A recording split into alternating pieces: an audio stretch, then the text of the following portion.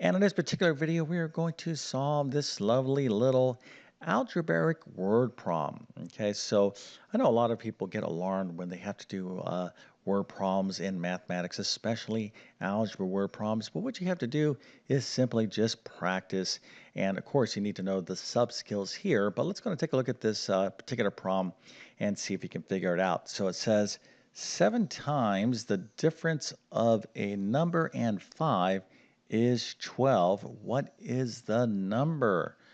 So if you can figure this out, go ahead and put your answer into the comment section. Of course, I'm going to show you the correct answer in just 1 second, and then we're going to walk through the steps to solve this particular problem. I don't want to give you too many hints right now because I'm going to give you a full opportunity to solve this all on your own. But before we get started, let me quickly introduce myself. My name is John, and I have been teaching middle and high school math for decades. And if you need help learning math, well, check out my math help program at tcmathacademy.com. You can find a link to that in the description below. And if this video helps you out, or if you just enjoy this content, make sure to like and subscribe, as that definitely helps me out. Okay, so let's go take a look at the answer, and then we'll go ahead and get into the solution. But what we are dealing with here is basic algebra. This is kind of a problem that you would see certainly like at the pre-algebra and algebra 1 level. But let's go ahead and take a look at the answer. The question, of course, is what is the number? 7 times the difference of a number and 5 is 12. What is this number? This number happens to be 47 over 7. Okay, of course, if you took 47 and divided by 7 and got some decimal value, you can kind of judge for yourself whether you got this right. But if you figure this out, that's outstanding. Let's go and give you a nice little happy face and A plus a 100%. And a few stars so you can tell your friends and family that you were able to conquer a nice algebra word problem. A lot of you are like, yeah, who cares? You know, I just want to pass my class. Well, I get it too.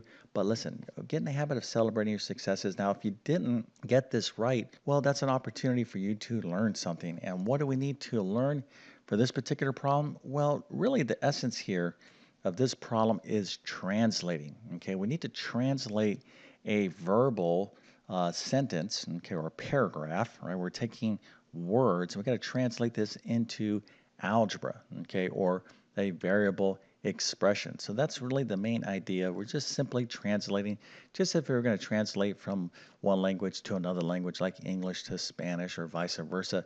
So here we got to take words and we got to translate them into numbers and variables, okay?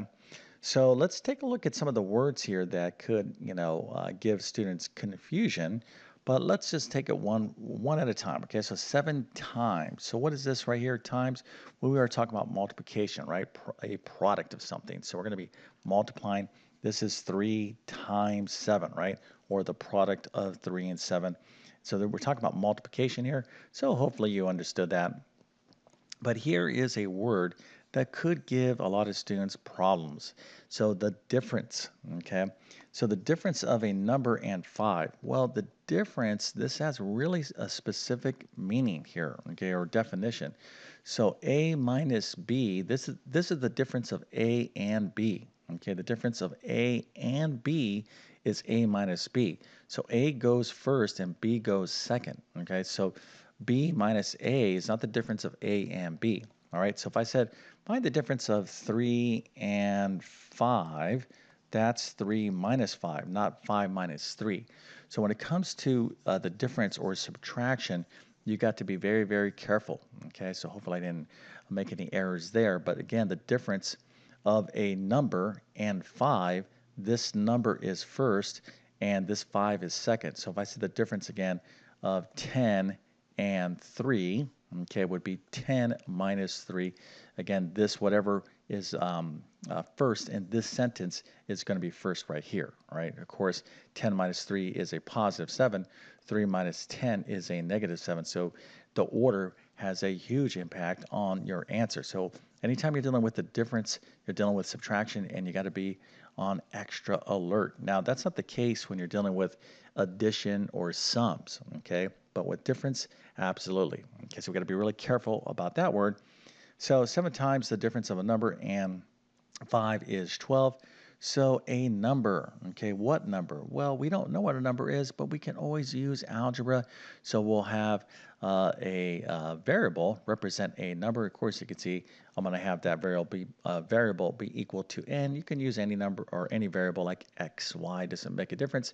But a kind of a good habit is when you're dealing with algebra word problems, if whatever variable, if it's like a number, sometimes it's just kind of good to use the letter that represents, that word, okay, or like the first word or first letter of that particular word, okay. So if it's logical, like let's say I was looking for how many ladders or something like that, right? So maybe I would let L be my variable, or how many widgets or whatnot, right? I would use the variable W. So it's kind of a good habit to get in. All right, so here we got 7 times. We know what that means. Difference, we know what that means.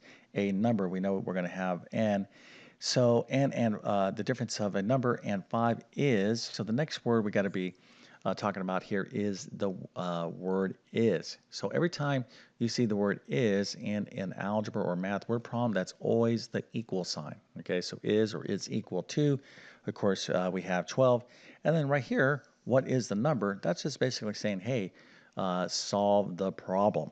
Okay, so we're going to be dealing with algebra. We're going to be dealing with an unknown amount or unknown quantity here. So that means we're going to want to construct an equation. All right, and we can construct an equation because we have the word is here. Okay, we're going to have an equal sign. So we're going to translate this sentence, okay, into an actual algebraic sentence or variable equation. Okay, so now if you kind of get the idea, go ahead and maybe write your equation if you didn't do this. But there's one little thing here that we have to be super cautious about that a lot of students will make a mistake in, but I'll wait to show you what this is in just 1 second. All right, so let's go ahead and get into this now. So now we know what these words stand for. So we're going to put down here, we're going to let n equal the number. Of course, you want to read your word problems more than once. You kind of read it at least 3 times. You really make sure you understand the question. So we're going to let n is equal to the number. Now, when you're writing this down on a homework problem, a quiz test, or whatever the case is, or you're just learning math, again, for the fun of it, always get in the habit of defining your variables. Just don't start using variables. Make sure you say, hey, I'm going to let n equal this number right here. All right, so let's go ahead and get into this right now. So the equation that we want to write is the following. 7, okay, parentheses, n minus 5 is equal to 12. So now here, what we don't have is parentheses, okay? So let me go ahead and explain this to you right now. So let me just say this. So this is going to be 7 times, this is going to be times the difference of a number and 5, right? So let's go here. So this is the difference of a number and 5. Let's just take this part right here, the difference of a number and 5. Of course, the number is going to be n, all right? So the difference of a number and 5 is n minus 5. But notice here, I'm putting that in parentheses in my equation. So anytime you're dealing with a sum or difference in algebra, things like when you have a variable expression and you're adding or subtracting something, always put grouping symbols, parentheses around those expressions. It's going to help you out big time. Matter of fact, if you didn't put this in, here's what a lot of students do. They'll just go like this, 7 times the difference of a number and 5, and so they'll just write their equation this way, and they'll end up with 7n minus 5, all right, which is going to be 100% wrong. So you got to put those parentheses in. And this is a little small detail that is not so obvious in these problems. All right, so let's go ahead and read this again. This is 7 times, right, because this means multiplication. I got this 7 next to this. The difference of a number and 5, okay, and of course we have this nice and tidy in some grouping symbols, is 12. All right, so make sure 7 times the difference of a number and 5 is 12. What is the number? Well, now what we need to do is solve for n. So we're satisfied that we have the correct equation. 7 times the difference of a number and 5 is 12. So let's go ahead and solve for n. So what do we need to do? Well, we're going to do some basic algebra. So first things here, we need to distribute that 7 to the n and 5, this negative 5. So that's going to be 7n minus 35. Now, again, if I didn't have these parentheses, you would not, well, most students will forget to distribute that 7 to this 5. That's such a common error. So, um, when I explain things in my videos on my YouTube channel, okay, and in my full math program, I really take the time to show you what's going on. Because if you can understand one problem really, really well, that means you're going to be able to do other problems nicely. I don't rush through problems. I could do these things one, two, three. That's not the point. I could do this stuff. The point is, can you do this stuff? I'm trying to help you learn how to do this stuff, right? And there's a lot of little subtleties that aren't so obvious that can make the difference between the right and wrong answer. All right, so 7n minus 35 is equal to 12. So what do we need to do here? Well, we need to add 35 to both sides of the equation. When we do that, we get 7n is equal to 47.